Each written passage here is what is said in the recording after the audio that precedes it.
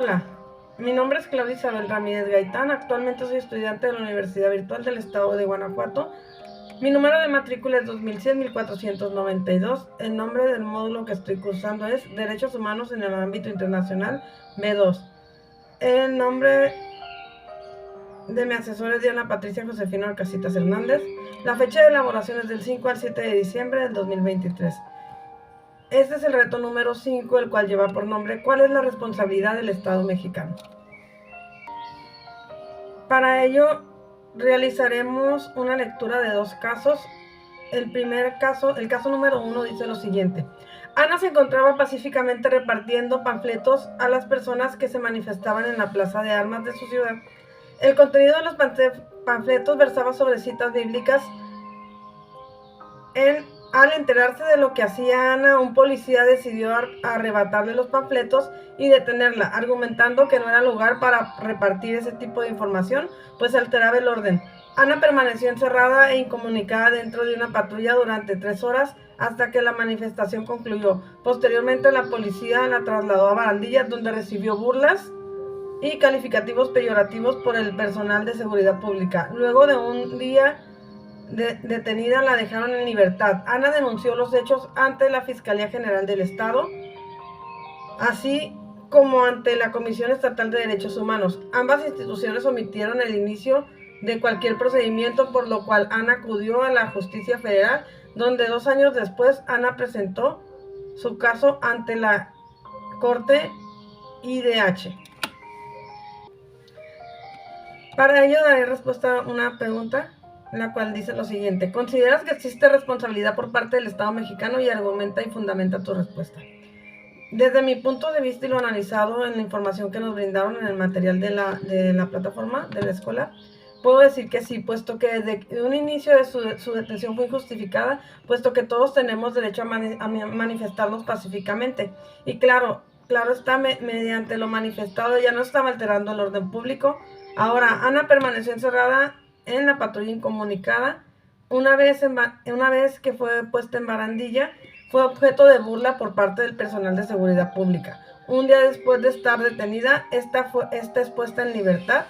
Después de este evento, ella nuevamente es víctima por parte de la Fiscalía General del Estado y de la Comisión Estatal de los Derechos Humanos. Ella también acude ante la Justicia Federal, donde esta concluye que no tiene competencia para conocer el asunto.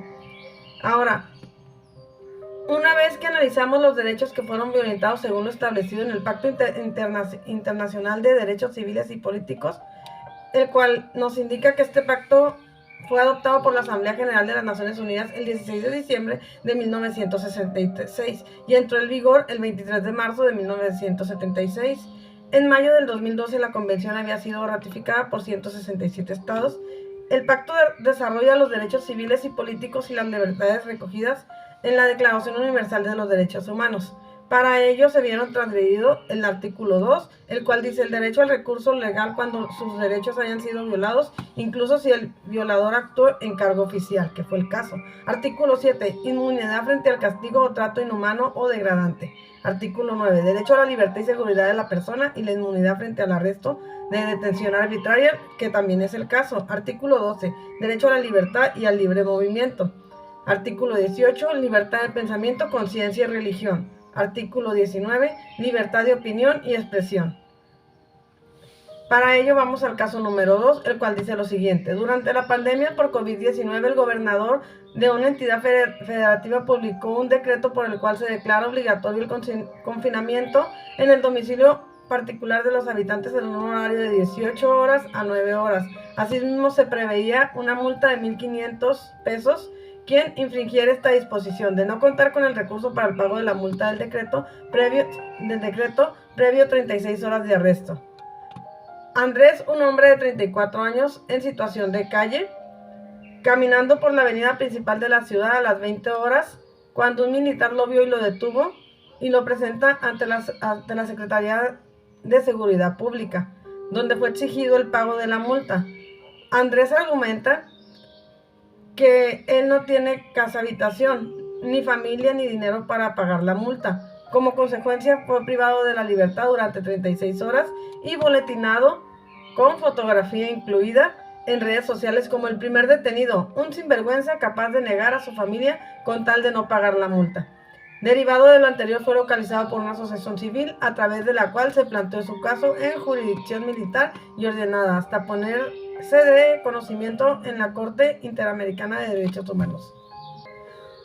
La pregunta en este caso es, ¿consideras que existe responsabilidad por parte del Estado mexicano? Argumenta y fundamenta tu respuesta. Sí, puesto que Andrés no tenía por qué ser exhibido, ni mucho menos ser boletinado, ni mucho menos exhibir su foto en redes sociales añadiendo sobrenombres. Ahora, una vez que analizamos qué derechos fueron violados según lo establecido en el Pacto Internacional de Derechos Civiles y Políticos, el cual ya sabemos que este pacto fue adoptado por la Asamblea General de las Naciones Unidas el 16 de diciembre de 1966, entra en vigor el 23 de marzo de 1976. En mayo del 2012, la convención había sido ratificada por 167 países miembros del Estado. El pacto desarrolla los derechos civiles y políticos y las libertades recogidas de la Declaración Universal de los Derechos Humanos. En este caso fueron transgredidos los derechos al recurso legal cuando sus derechos hayan sido violentados, incluso si el violador actuó en cargo oficial. Inmunidad frente al castigo o al trato inhumano degradante.